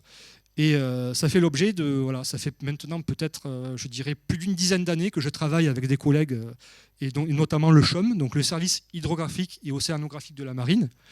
On travaille avec eux et Météo France pour essayer d'apporter des solutions techniques et des bons modèles de prévision qui englobent, on va dire, des parties plus grandes et des régions qui soient valables en tout cas sur des régions plus grandes. Voilà. Donc voilà, ça, je pense que c'est un bon exemple d'un type de collaboration qu'on peut avoir avec plusieurs corps de métier, dirons-nous, plusieurs disciplines. Donc là, j'ai mentionné des collègues qui travaillent à Toulouse, Montpellier. On a le pôle Rhône-Alpes aussi, où on est quelques-uns, et Rennes ici. Voilà, donc vous voyez, il y a des mathématiciens, des physiciens, des doctorants, dont une est là. Bonjour Nora. Et voilà, donc l'idée, c'est de travailler tous ensemble pour essayer d'apporter des solutions. Et là, vraiment, cette simulation-là, elle date d'il y a quelques semaines à peine. Voilà. Ça fait 10 ans qu'on travaille sur ce problème-là et on est enfin arrivé à aboutir à quelque chose de viable et qui tourne plus vite que le temps réel. D'accord ? Donc là, on a fait une simulation de propagation de vagues au large de Saint-Malo. Et vous voyez que là, ça part vraiment du large. On n'est pas vraiment... Là, typiquement, le point de déferlement est à peu près ici. Et là, on est vraiment à plusieurs centaines de mètres des côtes. Donc c'est vraiment quelque chose de beaucoup plus large que ce qu'on a pu voir précédemment.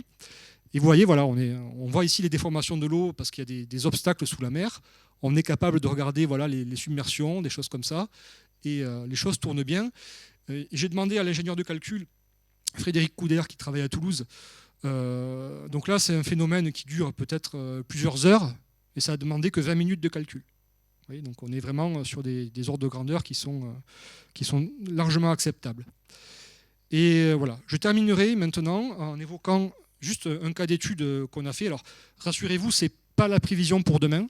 On a juste modélisé ou simulé un tsunami qui arriverait sur les côtes atlantiques. D'accord ? Donc, c'est juste pour vérifier que notre code fonctionnait aussi sur des échelles un peu plus larges que l'échelle vraiment littorale. Voilà, donc on est aussi capable de simuler ou on va dire, de prédire ou de faire des propagations sur des échelles un peu plus grandes que uniquement du côtier. Voilà. Donc voilà où on en est aujourd'hui. Et je pense que c'est un bel exemple d'une collaboration qu'on peut mener entre physiciens, mathématiciens, ingénieurs. Voilà, on travaille tous ensemble et on essaie de se supporter. Voilà, je vous remercie pour votre attention.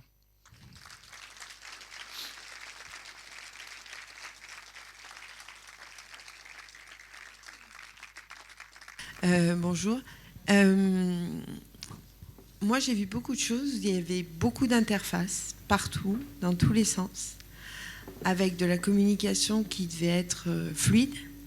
Par expérience, je sais que la zone d'incertitude du système de mesure peut tout basculer, tout faire basculer. Ma question serait, est-ce que entre deux humains, puisque vous êtes beaucoup d'humains qui travaillent ensemble sur le sujet, vous avez le même vocabulaire? Est-ce que vous parlez le même vocabulaire? Est-ce que... je vais aller jusqu'au bout. Est-ce qu'il ne manque pas une petite touche de poésie? Alors, Alors, ou de philosophie, si vous préférez. Remontons à Thalès. Alors, c'est une bonne question, merci. Alors, clairement, je vais commencer par répondre sur le langage commun. Ça me laissera le temps de réfléchir à la réponse sur la philosophie à laquelle je ne m'attendais pas du tout. Alors, effectivement, on travaille vraiment dans plein de domaines différents. Et il est vrai, je dois l'admettre, que selon les spécialités, on ne parle pas du tout le même langage. Alors, je parle même pas des mathématiciens par rapport aux physiciens. Ça, déjà, je pense que c'est déjà assez clair. On n'a pas les mêmes langages, on n'a même pas les mêmes objectifs, comme je l'évoquais. Donc, il faut qu'on apprenne à communiquer. Voilà, c'est fait partie pour moi, en tout cas, de la richesse du travail qu'on mène. C'est qu'il faut des fois aussi apprendre à composer avec les visions des autres. Donc oui, il faut qu'on apprenne à parler les mêmes langages. Donc ça, c'est compliqué, mais on y arrive petit à petit. C'est important aussi de choisir ses collaborateurs dans ce régime-là, parce qu'il arrive aussi qu'on trouve des collaborateurs qui sont, on va dire, qui ont un objectif bille en tête, qui ne veulent pas se séparer de leurs objectifs. Il faut trouver des gens qui soient capables de faire des compromis et de travailler dans la perspective d'un objectif qui dépasse le leur, c'est-à-dire l'objectif d'arriver à construire un modèle commun. Et ça, c'est compliqué. Et c'est pour ça qu'on n'est pas très nombreux à bosser là-dessus, parce qu'il faut qu'on s'entende bien et qu'on ait la même vision.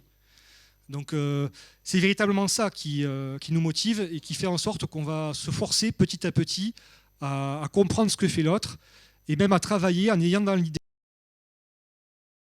Donc il ne faut pas qu'il y ait tel terme. Enfin, voilà, il faut anticiper et être un peu proactif. Et même entre mathématiciennes et mathématiciens, les théoriciens n'ont pas du tout le même langage que les numériciens, typiquement. Pour certains théoriciens, pour moi, de leur point de vue, je ne fais même pas des maths, pour vous dire. Donc, des fois, voilà, il faut aussi réussir à se faire accepter dans la communauté de ce point de vue-là. Alors maintenant, pour la philosophie et pour l'aspect un petit peu poétique de notre travail, c'est vrai que ça manque, hein, je dois l'avouer. On a plutôt, si vous voulez, clairement, c'est pour tout vous dire, on travaille avec un ingénieur CHOM, donc son objectif à lui, donc là je ne parle pas du tout de poésie, je montre à quel point c'est pas du tout poétique en fait. Ce que je veux dire, c'est que son travail à lui, c'est d'une part de comprendre ce qu'on fait, ce qui est déjà pas facile parce qu'il n'est pas forcément issu de cette communauté, et aussi de faire remonter les objectifs du monde socio-économique. C'est-à-dire que Météo France, ils veulent des codes qui soient précis, rapides, fiables, avec toutes les options, et nous, on n'est pas en mesure de leur apporter ces solutions-là. Pardon ? Alors, pas tout à fait, parce que justement, son objectif, c'est aussi de faire comprendre aux instances ou aux collectivités ou à Météo France qu'on ne peut pas tout faire. Voilà. Et en fait, il y a une réelle demande des collectivités locales et territoriales, notamment, pour avoir à disposition des outils de prévision et de prévention de plus en plus. Et donc, ils sont tout à fait capables, si on leur explique bien, de comprendre qu'on ne peut pas apporter des solutions clés en main comme ça en un claquement de doigts, quoi. Donc voilà, il y a quand même des gens suffisamment intelligents dans la communauté qui prennent des décisions et qui sont capables de comprendre ça. Voilà. Donc si vous voulez, nous, quand on travaille, on a un cahier des charges à respecter. Donc là, c'est pas du tout poétique, hein. Voilà, on doit s'atteler à un certain type de tâches.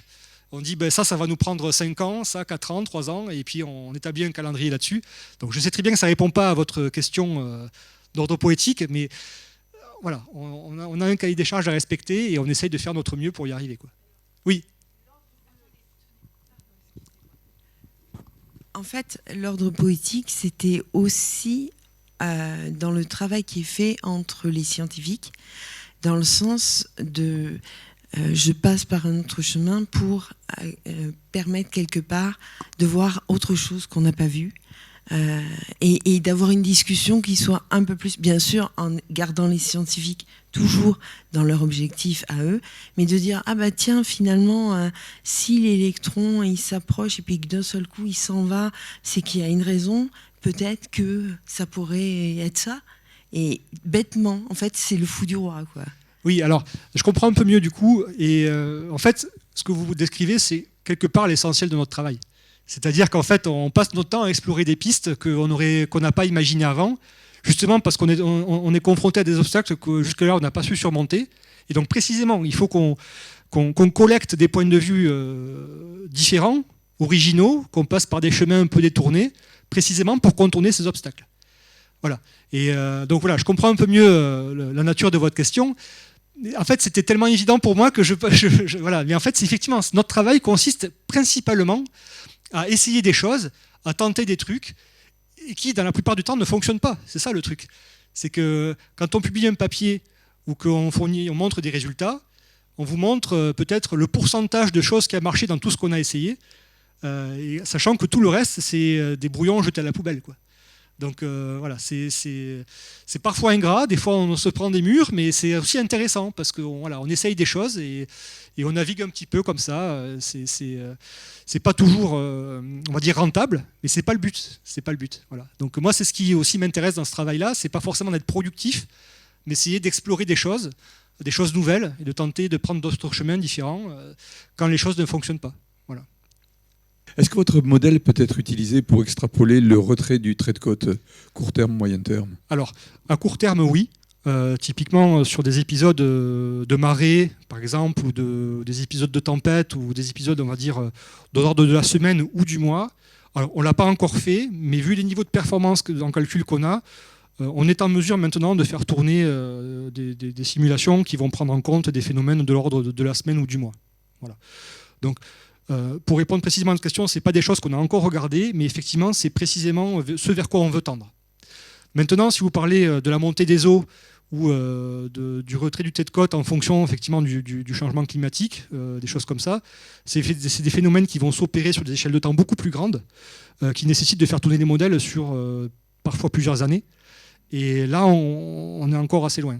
Voilà. Donc c'est un vrai problème en fait. Je n'ai pas encore parlé d'érosion par exemple, mais le principal problème auquel on est confronté quand on veut s'intéresser à l'érosion, c'est que, vous l'avez vu dans les simulations que je vous ai montrées tout à l'heure des expérimentateurs, vous voyez que les vagues ont un impact réel sur la morphodynamique et le transport sédimentaire et la déformation des plages et du trait de côte.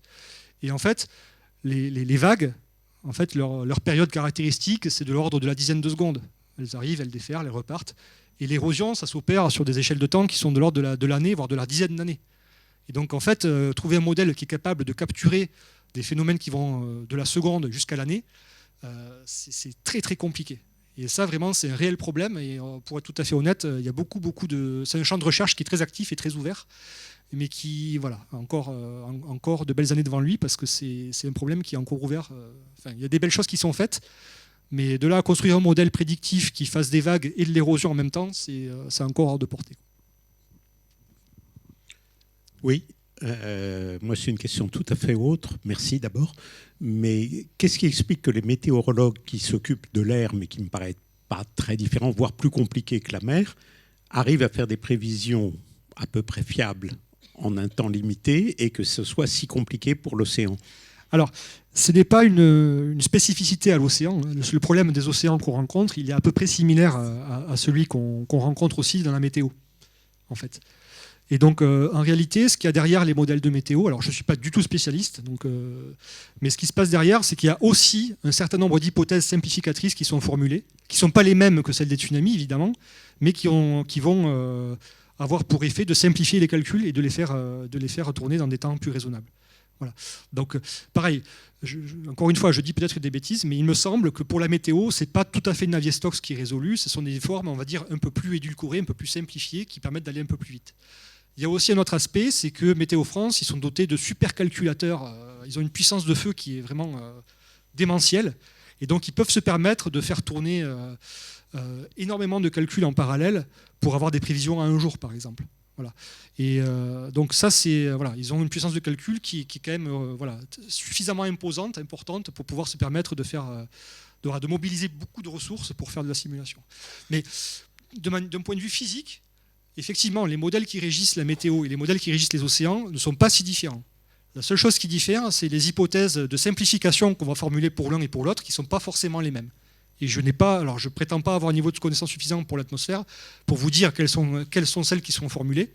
Mais je pense que derrière, il y a aussi un certain nombre de choses qui sont un peu négligées pour simplifier les calculs.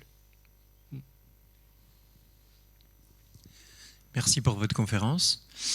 Est-ce que la finalité de vos travaux, vos modèles, sont plutôt utilisés pour faire de la prévision en temps réel ou plutôt pour agir sur la culture du risque, sur l'urbanisme, sur le dimensionnement des digues, sur la construction des bâtiments ou autre chose encore? Alors, merci pour cette question. Alors, au stade actuel, au moment où je vous parle, le code que je vous ai montré, il est utilisé par Météo France pour faire ce qu'ils appellent la VVS, c'est-à-dire la vigilance vague submersion. Donc, quand vous entendez à la radio qu'il y a la VVS, voilà, que vous avez des risques de submersion marine, eh bien, c'est cet algorithme-là qui tourne derrière. Donc, c'est déjà quelque chose qui est purement fonctionnel.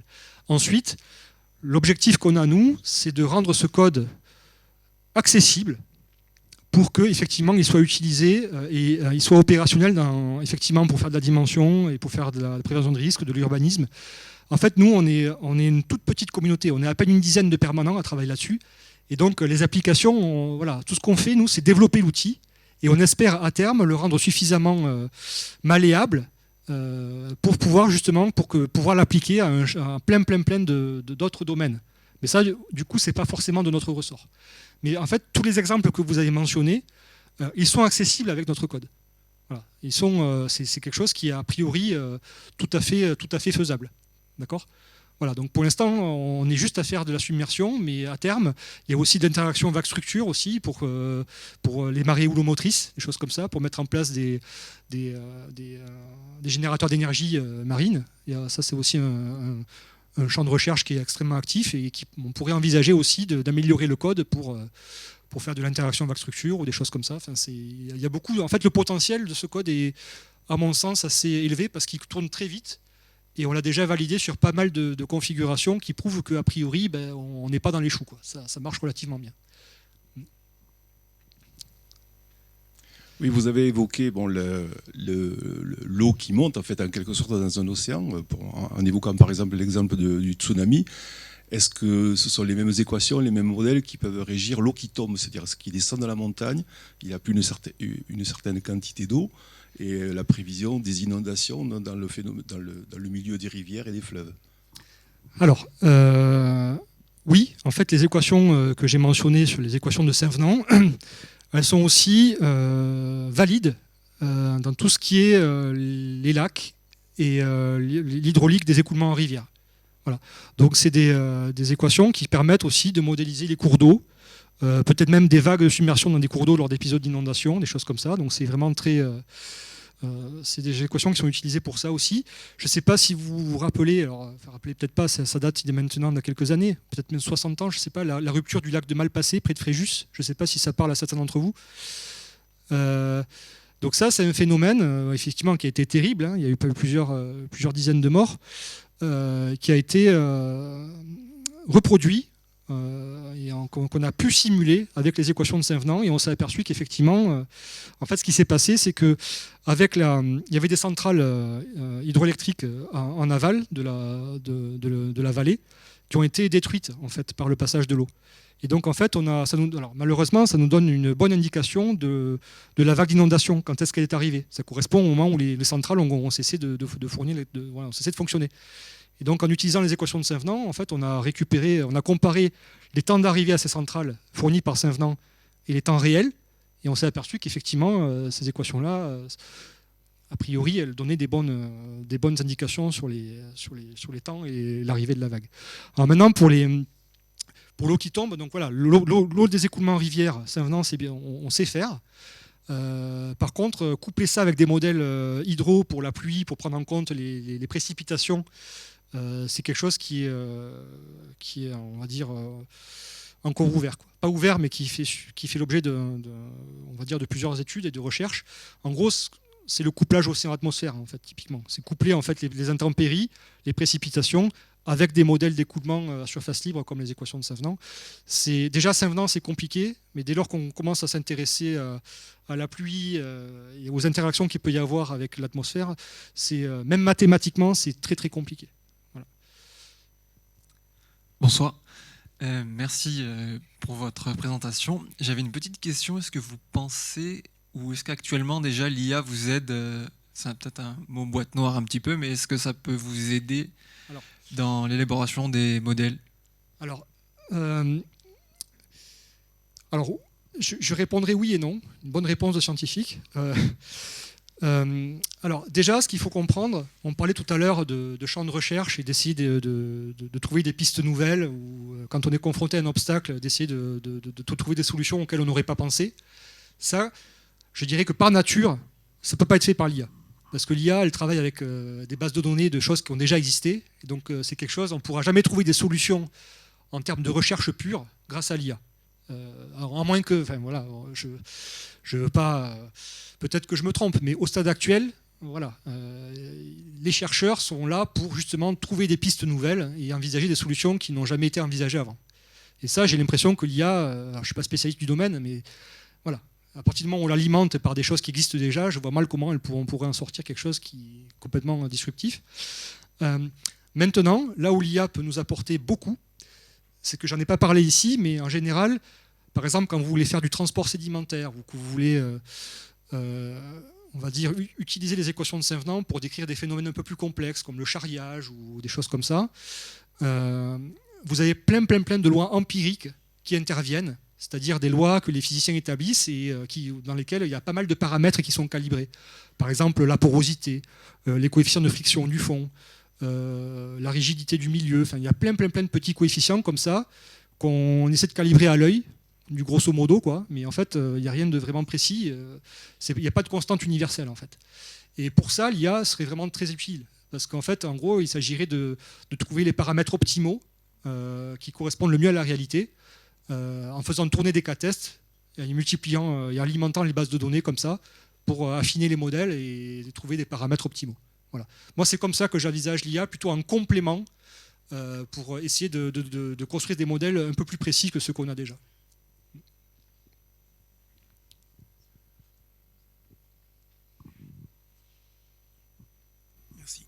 Merci. Oui, alors je tiens tout de suite à préciser que je ne serais pas capable de faire le millième de ce que vous avez fait. Cela dit, lorsque vous parlez des océans, j'ai l'impression que l'océan, c'est de l'eau. Or, le vieux biologiste que j'étais, dans l'océan, dans la mer, il y a bien plus que de l'eau, il y a énormément de choses. Alors, sans parler des organismes, il y a au moins quelque chose que tout le monde comprendra, c'est le taux de salinité. Si on reste en Europe, la Méditerranée n'a pas la même salinité que la Baltique. Alors, est-ce que vous êtes à un niveau où vous pouvez intégrer ces différences, par exemple, de salinité? Alors, oui, j'ai pas eu le temps d'en parler ici, mais précisément, effectivement, c'est une composante, je dirais, fondamentale dès lors qu'on s'intéresse à ce qui se passe dans les océans. Je disais tout à l'heure que quand on utilise, par exemple, les équations de Saint-Venant, on fait disparaître quelque part toute cette richesse et cette disparité sur la verticale. Et donc, du coup, il faut construire des modèles ou des équations qui prennent en compte justement ces écarts de salinité, ces écarts de température, de densité. Et ce qu'on fait en général, donc j'ai pas eu le temps d'en parler, mais effectivement, c'est quelque chose qui est fondamental, c'est que quand on s'intéresse vraiment à avoir des modèles précis en eau profonde, ce qu'on fait, c'est qu'on utilise des modèles stratifiés. C'est-à-dire, en fait, on découpe l'océan en une multitude de couches, et dans chacune de ces couches, on va intégrer effectivement les caractéristiques physiques du milieu, la salinité, etc. etc. Et donc, dans les modèles d'origine sur lesquels je travaillais, notamment avec le service de la marine hydrographique, eux, ils avaient un modèle qui tournait avec 48 couches sur la verticale, justement pour prendre en compte les écarts de salinité, de densité, de température, parce qu'ils ne voulaient pas... Alors, il faut savoir que le service hydrographique et océanographique de la marine, ils ont un aspect civil, qui est lié à la prévision, mais aussi, ils ont aussi un aspect militaire, auquel je n'ai pas accès, évidemment. Mais apparemment, ça aurait une importance, pas biologique, mais pour, par exemple, la position des sous-marins ou des choses comme ça, pour savoir où est-ce qu'il faut les parquer, pour éviter que les signaux partent trop vite ou des choses comme ça, quoi. Donc oui, c'est fondamental, mais il faut savoir à quoi on s'intéresse. Si on s'intéresse, par exemple, juste à la propagation des tsunamis, c'est quelque chose qu'on peut, en première approximation, négliger. Mais dès lors qu'on s'intéresse à des phénomènes internes, là, oui, on n'a pas le choix, et effectivement, c'est important. Oui, merci pour votre conférence. Si j'ai bien compris, vous abordez par des calculs informatiques et des algorithmes, vous faites une simulation qui cherche à comprendre comment ça va se passer. Si on veut vous faire de la concurrence, est-ce que en construisant une maquette, on arriverait à vous concurrencer efficacement? C'est alors ce que je veux, pour être plus précis, parce que les maquettes, ça s'est fait des maquettes, j'en ai vu dans le passé, est-ce que les phénomènes peuvent se mettre en maquette? Je m'explique, c'est une maquette, c'est pas facile à faire, parce que les rapports d'échelle font qu'il faut élargir. En fait, c'est un peu, là aussi, ça devient un peu de la cuisine.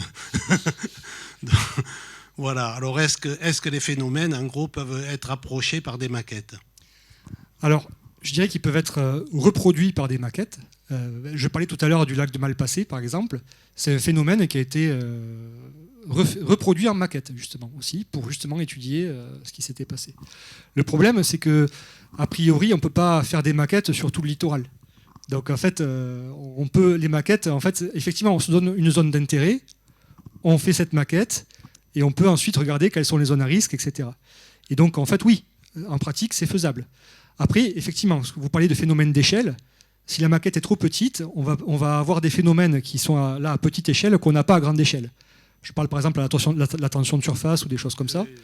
Mais bon, bref, c'est pas le sujet. Mais disons que à partir du moment où on a une connaissance préalable du domaine dans lequel on veut étudier le phénomène, on peut très bien envisager de faire ça. Mais effectivement, il faut dimensionner la maquette aux bonnes échelles. Et ça, c'est compliqué. A priori, moi, je n'ai pas vraiment de connaissances à ce sujet-là. Je dirais que l'avantage qu'on a avec cette méthode, c'est qu'on n'a pas besoin de connaître la zone d'intérêt a priori. C'est-à-dire qu'à partir du moment où on a une cartographie du fond marin, on sait exactement faire tourner le code et faire notre simulation. Voilà, donc en termes, on va dire, purement matériels, logistiques, c'est quelque chose qui me paraît plus simple d'avoir un programme que de devoir construire une maquette. Mais effectivement, si on s'intéresse uniquement à des zones d'intérêt vraiment précises, c'est des choses qui peuvent être envisagées. Alors, le problème ici aussi, c'est que la maquette, elle a une dimension finie. Et en fait, la question est aussi de savoir où on force les vagues. Est-ce qu'on les force vraiment tout près des côtes, là où on veut vraiment pile que ça se passe, ou est-ce qu'on regarde un forçage vraiment très au large pour capturer aussi la déformation des vagues, vraiment comment elles vont se structurer quand on est vraiment loin des côtes. Donc je ne sais pas exactement comment on pourrait faire, mais pour revenir et pour me répéter, je pense qu'effectivement, quand on s'intéresse à vraiment des zones précises, ça peut avoir du sens. Et je ne pense pas que de là à concurrencer des modèles, je ne suis pas certain. Je pense aussi à des écoulements en rivière. C'est peut-être plus important dans ce contexte-là, notamment autour des centrales électriques. Je pense que c'est des choses qui peuvent être aussi envisagées et qui me paraissent peut-être plus pertinentes dans ce contexte. Je suis désolé si je n'ai pas répondu exhaustivement à votre question, mais... Non, enfin, je pense qu'effectivement, une maquette, c'est très compliqué. Parce que quand on représente à l'échelle, on ne représente pas un phénomène. Tout dépend quelle équation intervienne. Donc, tout n'est pas modélisable et c'est aussi complexe. Rapidement, ça devient une cuisine, quoi. Oui. Mais je vous rassure, chez nous aussi, on fait pas mal de cuisine. Là, j'ai tout paraît marcher correctement, mais derrière, il y a aussi quelques boutons à tourner pour faire en sorte que ça fonctionne. C'est pas forcément toujours automatique. Donc, c'est aussi assez compliqué de ce point de vue-là.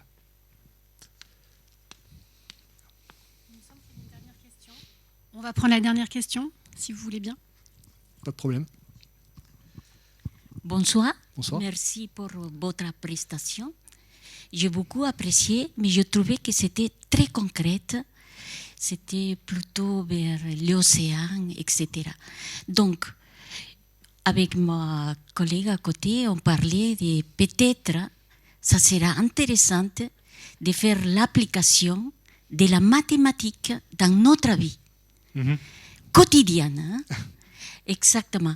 Et au lieu d'être très scientifique, bon, ça c'est peut-être un autre thème que vous pouvez travailler, ensemble avec une équipe pluridisciplinaire, bien sûr, mais avec des sociologues, philosophes, etc., pour rentrer dans cette concrète application de la mathématique dans votre vie. Qu'est-ce que vous pensez? Alors, pour être vraiment honnête, j'ai compris à quoi servaient les mathématiques au moment de ma thèse. C'était vraiment tardif. C'est là véritablement que, en fait, quand j'ai fait mes études, j'avais un sentiment un peu d'incomplétude. C'est-à-dire que je prenais mes leçons, je prenais mes cours, mais finalement, à part avoir des notes et passer mes diplômes, je ne voyais pas tellement. Et puis finalement, voilà, j'ai j'ai commencé ma thèse et j'ai compris véritablement à quoi ça pouvait servir. Donc votre remarque est fondamentale, effectivement. Je pense qu'il est extrêmement important que le grand public comprenne que les maths sont partout. On les rencontre au quotidien et ça fait marcher la plupart de nos appareils, de notre société aussi. Donc c'est important, je pense que les gens comprennent ça. Après, bon, ça me donnera l'occasion de revenir. Je vais peut-être réfléchir à un autre format pour la prochaine fois. Ce serait avec grand plaisir. Mais effectivement, voilà, moi je me suis focalisé aujourd'hui sur les océans. Je n'ai pas forcément pris la peine de rentrer dans les détails. Mais voilà. Pour moi, en tout cas, c'est un bel exemple, l'océanographie, d'une part de l'utilité des mathématiques dans ce contexte-là, dans ces travaux-là, et aussi de la nécessité de collaborer avec des gens qui n'appartiennent pas à notre discipline, des gens qui sont vraiment issus d'une autre communauté. Et donc ça, c'est pour moi ce qui fait la richesse de mon travail, et ce qui m'intéresse aussi beaucoup dans mes activités.